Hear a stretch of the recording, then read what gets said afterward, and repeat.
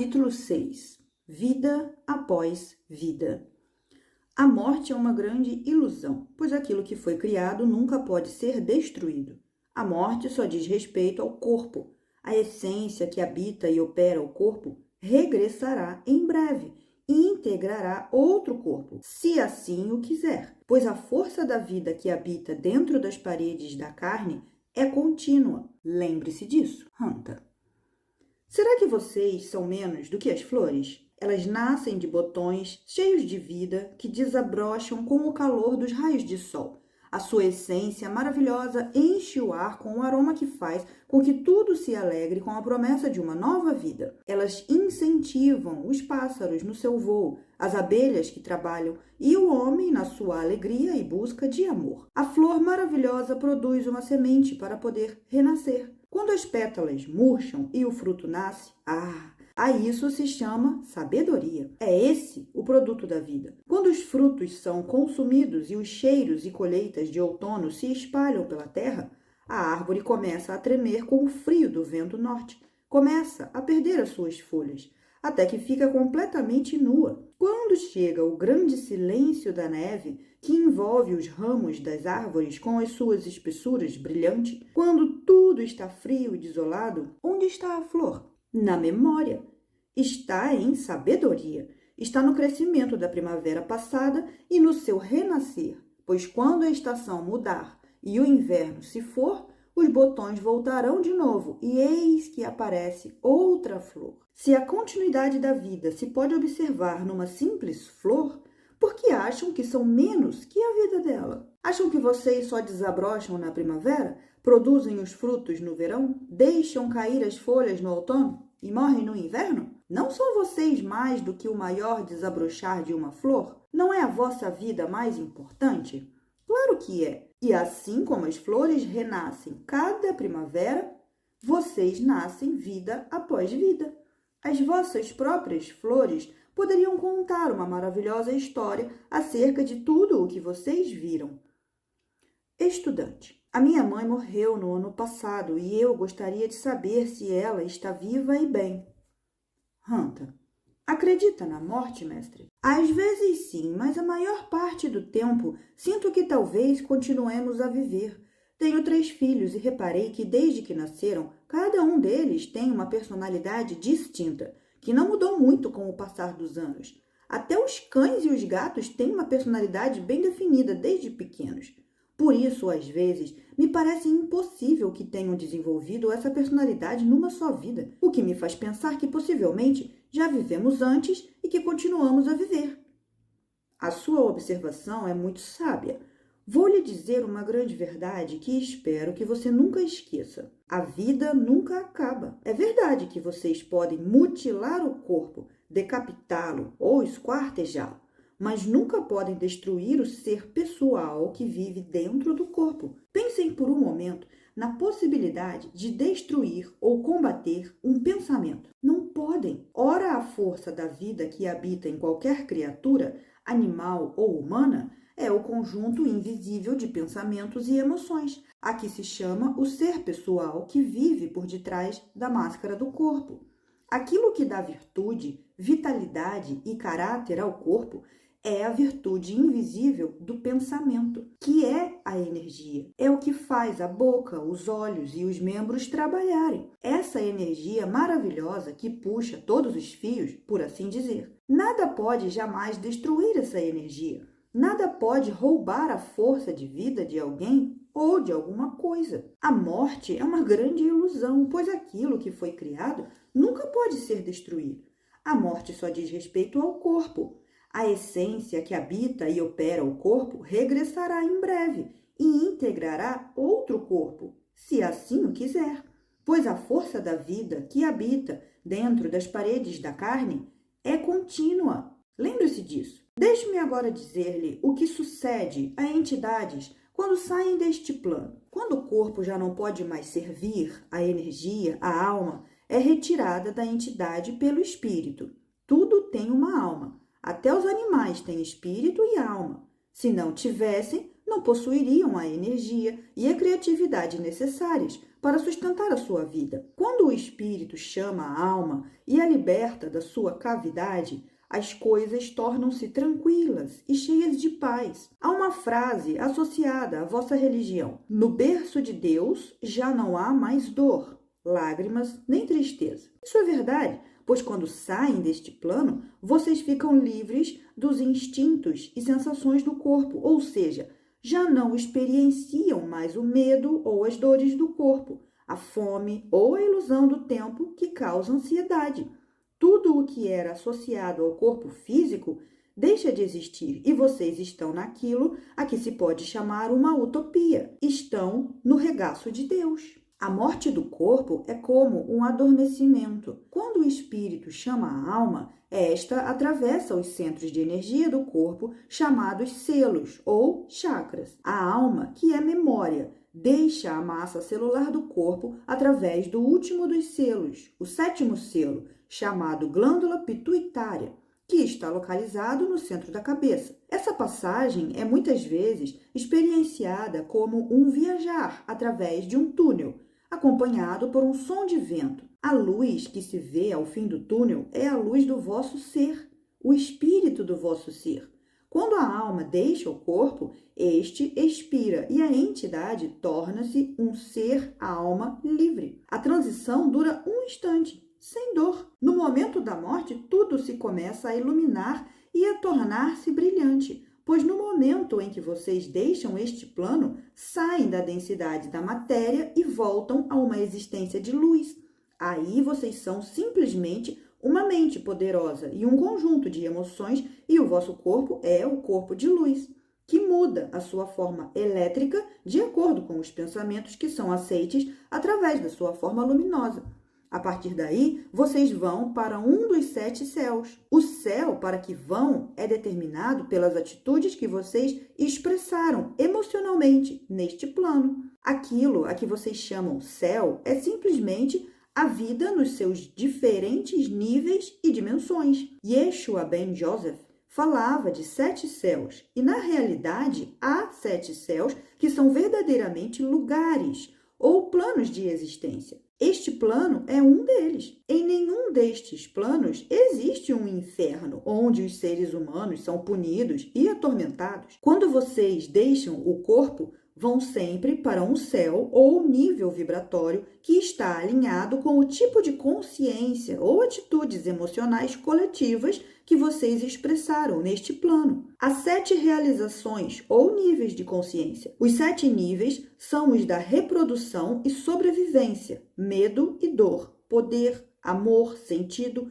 amor expressado, Deus visto em toda a vida e eu sou Deus. Compreendam bem, todo o pensamento que vocês contemplam e abraçam para terem a compreensão de algo tem uma frequência vibratória que vocês experienciam como um sentimento. Desta forma, se vocês estão a tentar compreender a dor, estão a contemplar os pensamentos limitados associados com a dor, o que dá origem às frequências vibratórias baixas que são emocionalmente sentidas com dor. Se estão a contemplar e a trabalhar a compreensão do amor e da sua expressão, experimentarão a exaltação produzida pelas vibrações superiores dos pensamentos do amor expresso e partilhado. O céu para o qual vocês vão depende do plano sobre o qual a vossa consciência esteve focada para obter o seu conhecimento, pois o espírito do vosso ser, o campo magnético da vossa aura, os atrairá para a vibração desse plano.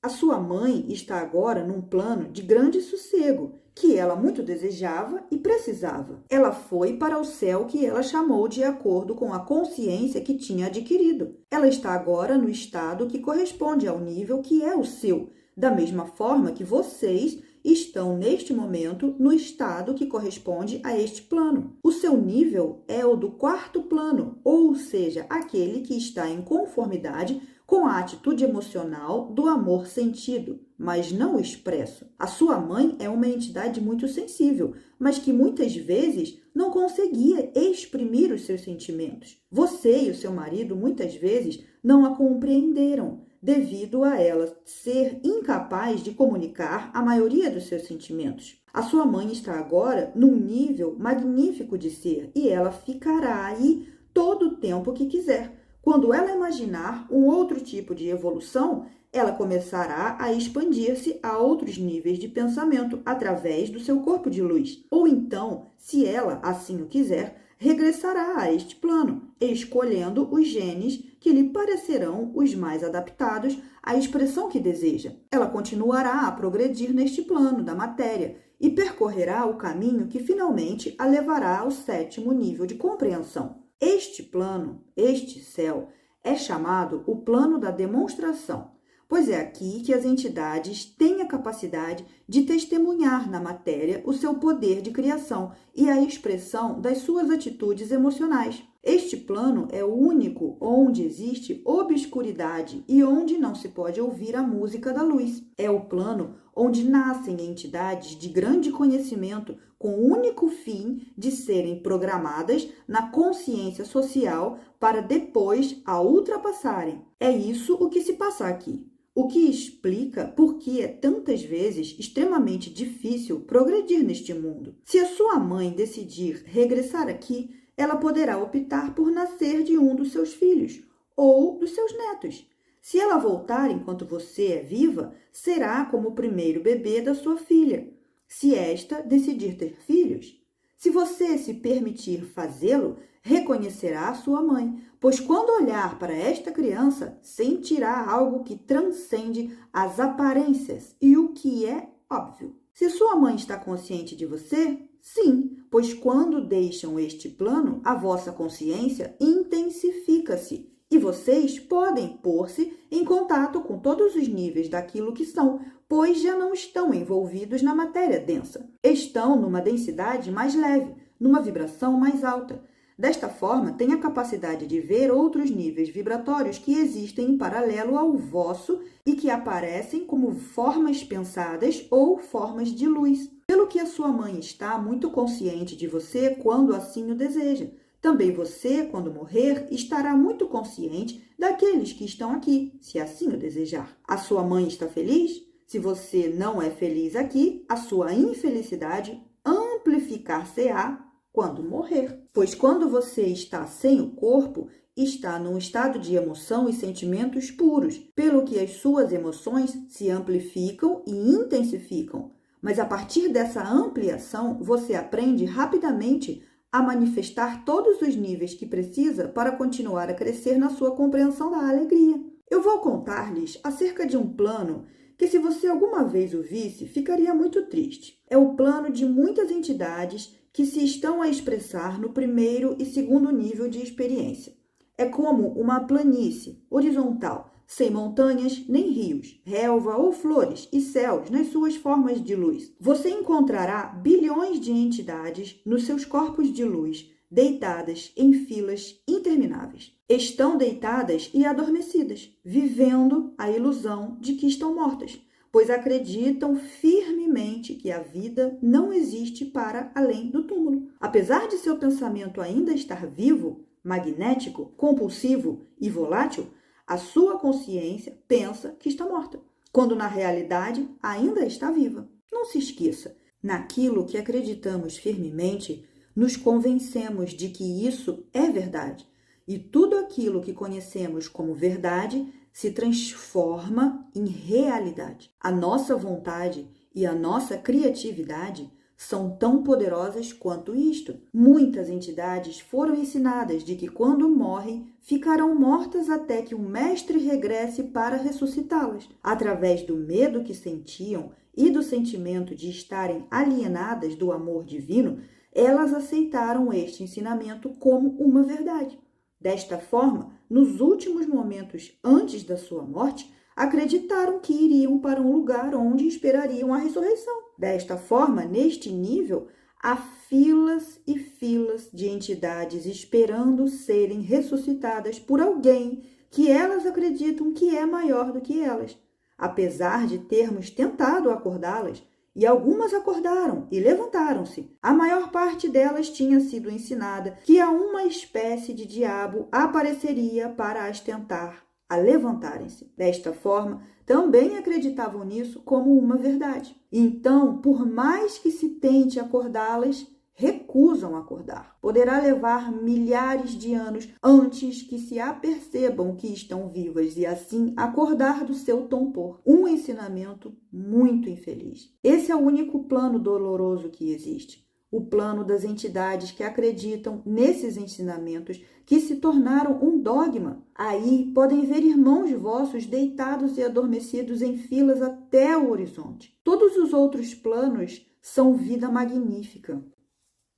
Estudante. Hanta, é possível ver e comunicar com os nossos mortos? Quer ver sua mãe? Sim, muito. Assim seja. Veremos se ela está de acordo com isso e, se assim for, arranjaremos uma ocasião em que se poderão encontrar. Mas isso virá quando você menos o esperar, de forma que você saiba que não se trata de pura imaginação. Saiba também que a razão pela qual você verá a sua mãe como luz não é porque ela seja mais do que você. A luz vem da velocidade que irradia a sua essência. É essa velocidade que produz a luz. Também você tem em si essa luz. Quando você vê a luz de uma entidade, é porque ela vibra mais intensamente e está em interação com um plano inferior. Nesse auditório, estão reunidas muitas entidades no quinto plano, porque há pessoas que estão presentes nesta audiência, que elas amam. São essas luzinhas vacilantes que podem ver ao canto dos vossos olhos. Se você olhar em frente com a parte da retina dos olhos, você não as verá. Contudo, elas estão aqui. Aprendeu alguma coisa? Sim, muito obrigada. Muito bem. Outra coisa que é bom saber. Nunca acreditem em nada. Nunca. Isso é convencer-se a si própria de algo que ainda tem que conhecer e compreender através da experiência. Uma crença é algo muito perigoso, pois ao acreditar, está a pôr a sua vida, as suas atitudes e a sua confiança em algo que ainda não é uma verdade dentro do seu ser, o que a torna muito vulnerável. Nesse estado de vulnerabilidade, pode ser manipulada, amaldiçoada, condenada e pode até perder a sua vida. Tudo por causa de crenças. Saiba que tudo o que você quer conhecer, você pode fazê-lo, simplesmente pedindo essa compreensão, escutando depois os seus sentimentos que estão dentro do seu ser. Tenha sempre confiança na sabedoria dos seus sentimentos. Nunca vá contra eles, nem tente forçar-se a acreditar em algo que não sente por dentro. Outra coisa, aprenda a ter compaixão pelos assassinos, pois para se conquistarem a si próprios, eles terão que fazer um enorme trabalho sobre as suas emoções. E em muitos casos, isso levará milhares de anos. As vítimas encontrarão um novo corpo quase de imediato. O assassino, esse não pode esquecer. Estudante, quando saímos desta vida terrena, onde vamos para avaliar a nossa vida e decidir o que queremos fazer na próxima? Ao plano ou céu que corresponde ao conjunto das atitudes que estão a aprender. Você, por exemplo, entidade, adquiriu a experiência daquilo que se chama sobrevivência na limitação, através da dor, do poder e do amor não declarado. Pode agora exprimir-se sobre o quinto plano de consciência, que consiste em amor consciente, amor declarado e expresso. Se partisse deste plano agora, você iria para o quinto plano ou céu, chamado paraíso, que corresponde ao seu grau atual de compreensão. Por outras palavras, mestre, aquilo que você chegou a compreender é muito vasto. Você começa agora a descobrir o seu mérito e valor, o caráter soberano da sua verdade e o poder do seu pensamento. Você começa a ver a sua beleza refletir-se na vida à sua volta e você cresce em compaixão pelos outros e no respeito por toda a vida, pelo caráter precioso de toda a vida. Você exprime todas essas verdades. A contemplação e a experiência vão lhe ensinar a abraçar estas qualidades como ideais, como verdades a serem realizadas no seu reino.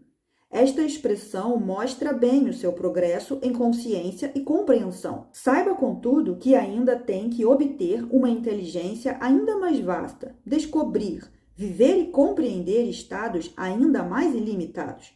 Você só poderá acolher e abraçar estes ideais de consciência quando compreender aquilo que agora está a expressar na sua vida. A sabedoria vai te edificar progressivamente, englobando uma inteligência cada vez mais vasta. Por exemplo, você não pode verdadeiramente distinguir ou ser consciente da beleza que está em toda a vida, nem exprimir as profundezas do amor e da compaixão pelos outros antes de ter tomado consciência da beleza sublime que está em si e de ter expressado amor e compaixão em relação a si próprio. No dia em que o amor por si próprio se tornar uma realidade, terá aí a base sobre a qual a sua compreensão poderá crescer e abraçar toda a vida exterior. Quando esta compreensão for, por sua vez, real, você começará a estar consciente de que você é a vida que vê como exterior.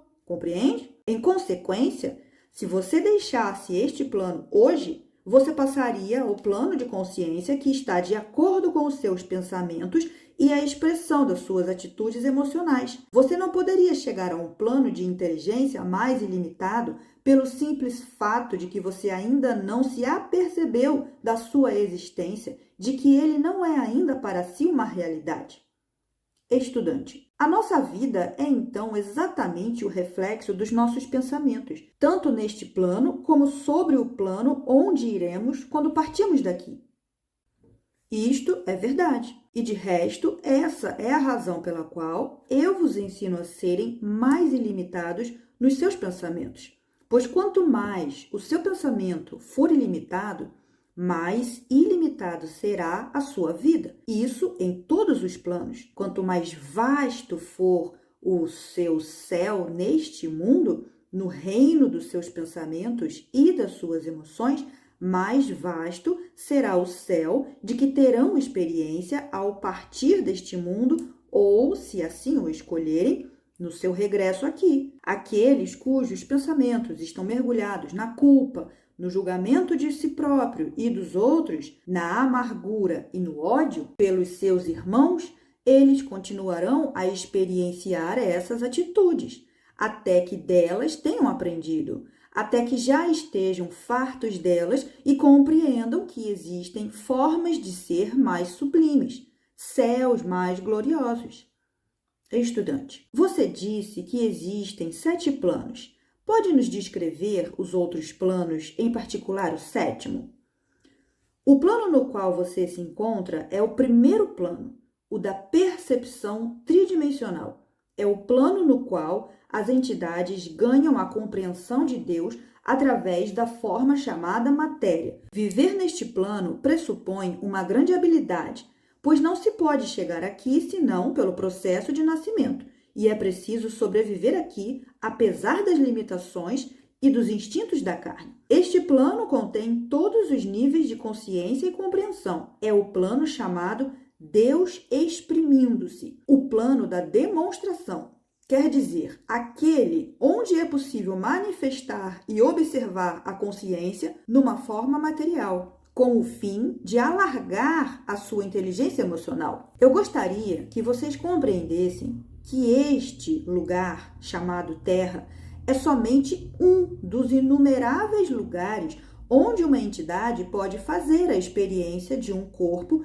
e exprimir-se através dele. O segundo plano é o daquele cujas experiências têm por objetivo a compreensão da dor, do remorso e da culpa. O terceiro plano é o do poder. É aí que se tenta controlar os outros, reduzi-los à escravidão, não através do ato sexual ou da força física, porque aí não é possível, mas através das ideias, ou seja, tentando levar os outros a adotarem o seu ponto de vista. O quarto plano é o plano do amor. Aqui as entidades sentem um amor profundo, sem, contudo, o poder expressar. Conhecem uma existência de luz e sentem um amor intenso, mas não podem expressá-lo. O quinto plano é chamado paraíso. É o primeiro plano que inclui o encantamento da chamada luz dourada. Imaginem uma luz semelhante ao vosso sol, só que é dourada. No quinto plano,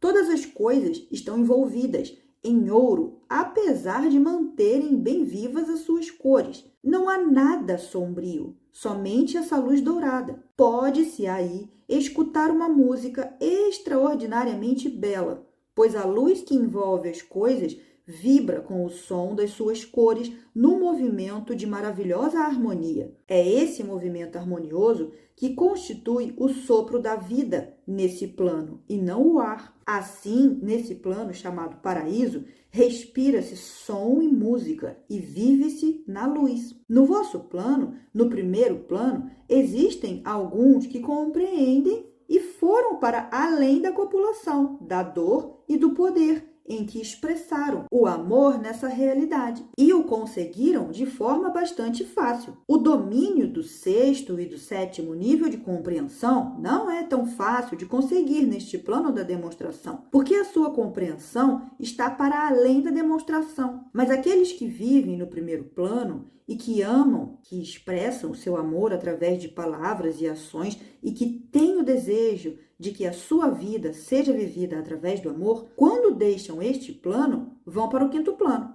No plano do paraíso, existem entidades que já têm bilhões de anos, que acharam que o paraíso é um lugar tão maravilhoso que não se aperceberam que existe algo de ainda maior por conhecer. No quinto plano, vocês têm o poder de viver e manifestar o seu amor, e tudo o que desejarem no momento se realiza. Se um pescador, alguém que gosta de peixe, deseja comer peixe, ele vai ao lago que está em frente dele. O lago estará rodeado por cipestres, salgueiros e por tudo o que ele gosta. Se ele gosta do lago quando é o outono, os salgueiros terão a cor de canela e os cipestres continuarão no seu tom de esmeralda profundo. Quando ele se senta para atirar uma linha, se ele deseja uma brisa, essa brisa fresca virá, soprando gentilmente sobre o lago. Quando essa entidade atira um verme humilde e frágil para o centro desse maravilhoso lago e imagina o que quer apanhar, ele o apanha. Ele então toma esse peixe, que é como o peixe deste plano, e leva para sua casa de sonho e o come, pois isso o faz feliz, pois ele gosta do que fez. Existem entidades que não conseguem imaginar um lugar mais maravilhoso do que esse, por isso se chama o paraíso. É um plano que é difícil de conseguir para aqueles que não realizaram e expressaram o amor. Depois de se ter expressado neste quinto plano por uns tempos, ele acabará por ponderar a essência da luz que envolve todas as coisas e por que terá ele merecido estar ali. Muitos não se questionam por que mereceram estar no paraíso, meramente o aceitam. Mas um dia ele acabará por ponderar sobre a proveniência da luz e da música. Ele começará então a ver uma esplêndida energia da força de vida que envolve a luz, a flora, os peixes, o lago e os salgueiros na sua cor canela de outono.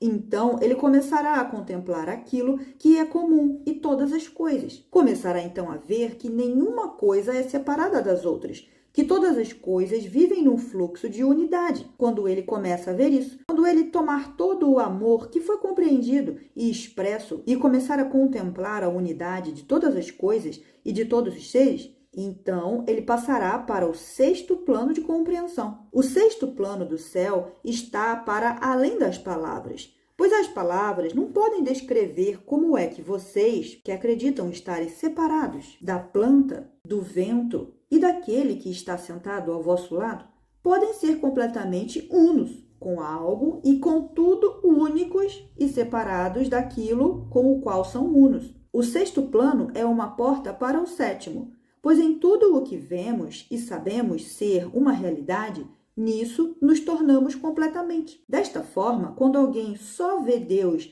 na unidade e vive nessa esfera de unidade, ele se torna aquilo que vê e naquilo que vive. O superlativo e supremo desta realização é o sétimo céu. A porta para esse céu é o sexto plano de compreensão, onde vemos aquilo em que nos vamos tornar. Deus, razão pura, pensamento, vida e luz, a substância e a base da totalidade, de tudo o que é. Em relação ao sétimo plano, imaginem um brilho que é mais do que um brilho e que o núcleo que se movimenta desse brilho é de uma tonalidade de cor que a cor já não brilha mais, mas está num estado de emitir brilho. No núcleo desse brilho há raios maravilhosos, e o mar em que esse núcleo se encontra está em movimento, a expandir-se e enrolando-se para cima. À medida que esse núcleo se enrola para cima, o brilho do núcleo emite uma regeneração de luz espetacular. E à medida que a regeneração de luz se dispara para os confins do brilho, o núcleo continua a evoluir, a ser. Aquilo que surge no núcleo é você, aquilo a que se chama você, que sai do núcleo para contribuir para o espetacular do brilho. É alguém que contemplou a ideia do núcleo e nele se tornou numa forma singular contínua. Você que contemplou o núcleo e que se tornou nele, tornou-se agora a plataforma a partir da qual toda a vida surge. Pois aquilo que surge da emissão do núcleo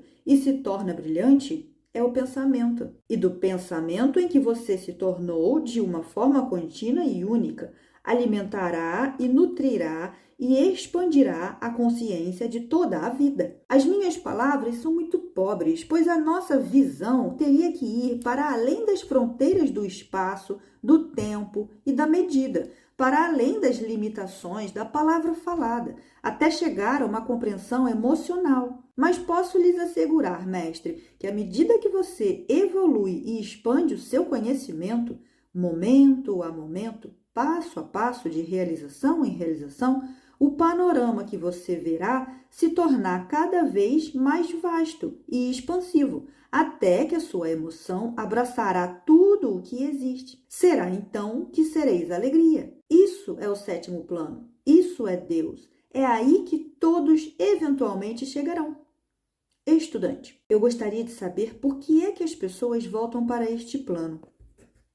Há tantas razões quantas as entidades neste plano. A maioria das entidades continuam a voltar a este plano porque viveram muitas vidas aqui e isto lhes é familiar. Sentem-se em casa aqui. São, de certo modo, as suas raízes. Quando deixam isso, deixam para trás muitas entidades com as quais teceram grandes ligações emocionais, que podem ter surgido da culpa e do ódio, ou então do amor. De forma que, quando deixam este plano, a sua ligação a este plano e a outras entidades criou um laço emocional que os puxará de novo para aqui, vida após vida. Há também os aventureiros, que vão a muitos lugares para terem as suas experiências e depois trazem de volta a este plano estas compreensões e experiências. Há também aqueles que já completaram as experiências deste plano e que nunca mais voltarão aqui e irão para outros lugares.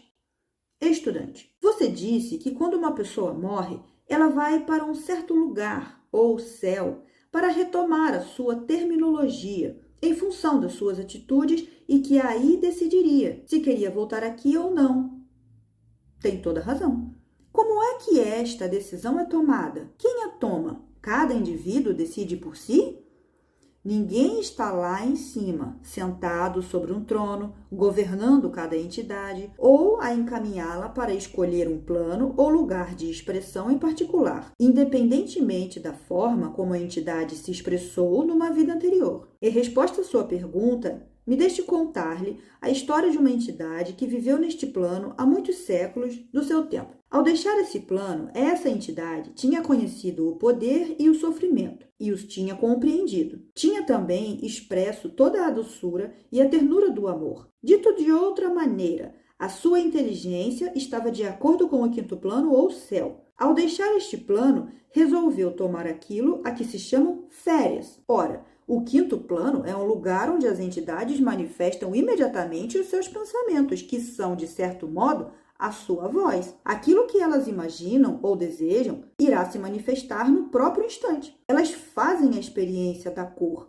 da forma e da ilusão e de todas as coisas da vida. Continuam a viver os seus sonhos por quanto tempo o desejarem, até o dia em que se perguntam se existe algo mais. Efetivamente existe algo mais, 2 outros céus. Para o conhecerem, elas devem poder distinguir Deus em todas as coisas e ser como Deus é. Apesar de terem exprimido humildemente o amor, Ainda lhes falta compreender a sua unidade com Deus, que é toda a vida. À sua chegada ao plano do paraíso, aquele mestre começou a perguntar-se se não existiria qualquer coisa mais, de forma que pediu ajuda. E a ajuda está sempre disponível. Apareceu então diante dele uma entidade absolutamente prodigiosa, cuja luz era como seda e cuja roupa brilhava. O mestre em questão disse à entidade: eu estou perturbado.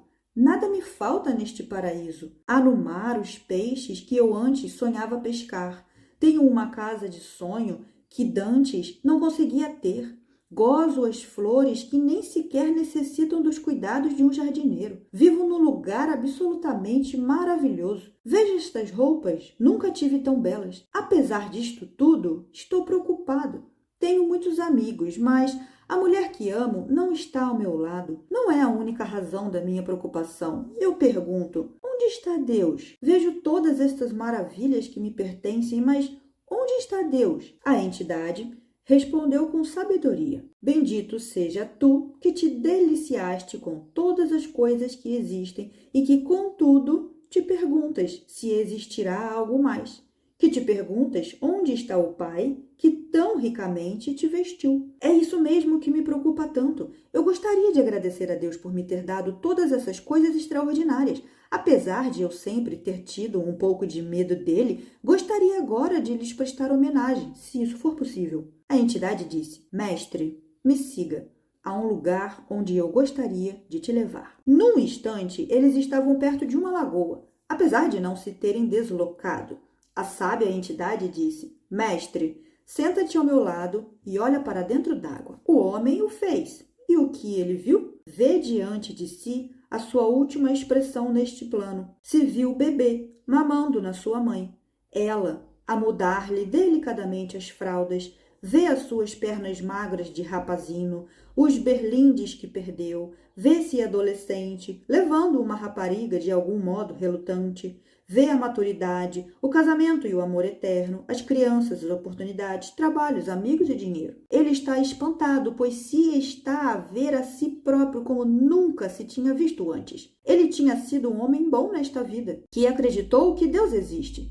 Ele foi um homem poderoso e, contudo, nunca tinha escravizado ninguém com seu poder. Ele amou a sua mulher e os seus filhos com sinceridade e não se poupava de dizê-lo, de forma que se tinha tornado conhecido nessa vida como alguém que ensinou, amou e se tinha tomado puro e humilde em espírito. Agora que a sua vida se revela no lago e que ele contempla o que vê, o mestre olha para a entidade e lhe diz: fiz bem. A entidade respondeu: fizeste bem. Fizeste muito bem verdadeiramente, exceto numa coisa. Nunca te preocupaste em saber quem era o teu pai e sempre te separaste dele e de toda a vida. Vejamos, por exemplo, a tua mulher. A maior parte do teu amor por ela era dar-lhe as coisas que ela adorava. Nesse contexto, agiste muito bem, exceto numa coisa. Nunca te amaste suficientemente de forma a permitir-lhe amar-te, apesar de todas as coisas que lhe davas. Nunca apreciaste verdadeiramente quão magnífico tu realmente és, ao dador de todas aquelas coisas. Deixa agora lhe sugerir algo, para lhe despreocupar. Volta, foi lá que te expressaste e foi lá que ganhaste. Dessa vez ganharás a capacidade de te amares a ti próprio, expressando o amor com todo o teu ser e vendo Deus na beleza de todas as coisas. Se decidires voltar, deixa-me sugerir-te que escolhas com muito cuidado quem tu vais ser, para que o papel que represente te dê a oportunidade de te tornares o que és e de compreenderes aquilo que te falta compreender. Vou deixar-te agora. Reflete naquilo em que acabei de te dizer. Toma todo o tempo necessário. Quando tiveres feito a tua escolha, me faz saber a tua decisão e eu te indico a melhor forma de proceder. O homem continuou por ali, um pouco cansado e pensativo. Tudo o que ele não tinha antes, tem agora. Se voltar, vai perdê-lo. Contudo, ele está perturbado, pois deseja encontrar o Deus que o abençoou com este paraíso. Então chama a entidade e lhe diz: desejo ver a Deus, mas não tenho a certeza de saber como fazê-lo. E a entidade lhe diz: tudo o que terás que fazer, mestre, é decidir quando e queres apresentar.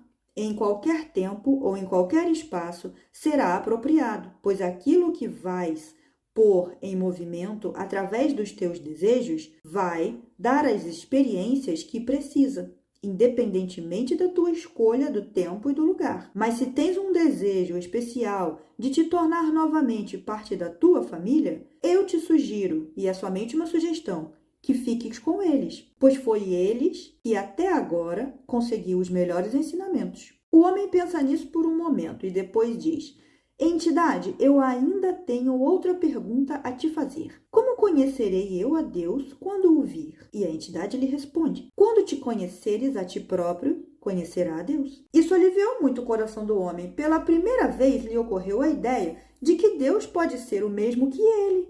Então diz a entidade: eu desejo voltar e ver Deus. Desejo também ser novamente parte da minha família. A entidade lhe diz: olha para o lago. O que vê? O homem olha para o lago e, imaginem, o filho pequeno que ele deixara é agora um jovem que cortejou e namorou uma encantadora rapariga. A entidade diz: existe uma grande possibilidade, mestre, para que tu possas voltar através da geração de teu filho. Através do meu filho? Vou ser o filho do meu filho? Eu, o pai, vou ser o filho do meu filho e ele, meu pai? Com certeza. Quando viveste noutra altura, ele era o teu pai e tu eras o seu filho. Pelo que, como vês, está somente a repetir a mesma coisa. O homem pensa nisto. Olha para a entidade e diz: mas eu amo a minha mulher. Como vou eu ser o seu neto? Desde a tua infância, vais adorar a tua avó. Quando fores um homem, ela já terá saído deste plano. Deste modo, o amor que sentiste por ela terá florescido. Será então o momento de começar a ver Deus em toda a sua beleza. O homem pondera isso e diz: entidade que tanto me ajudaste, quando tudo estiver pronto, eu desejo me tornar o filho do meu filho. E a entidade lhe diz: a semente vai manifestar-se em breve.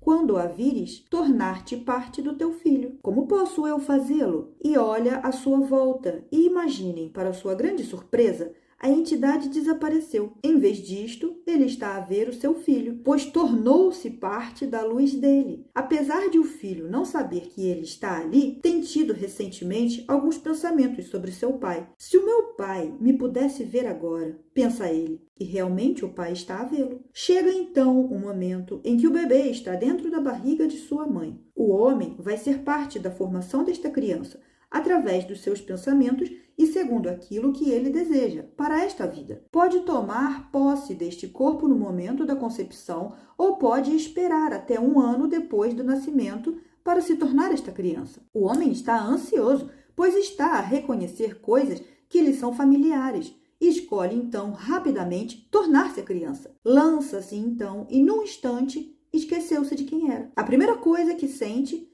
é a tosse na sua garganta e alguém a limpar-lhe os olhos e a envolver-lhe em panos.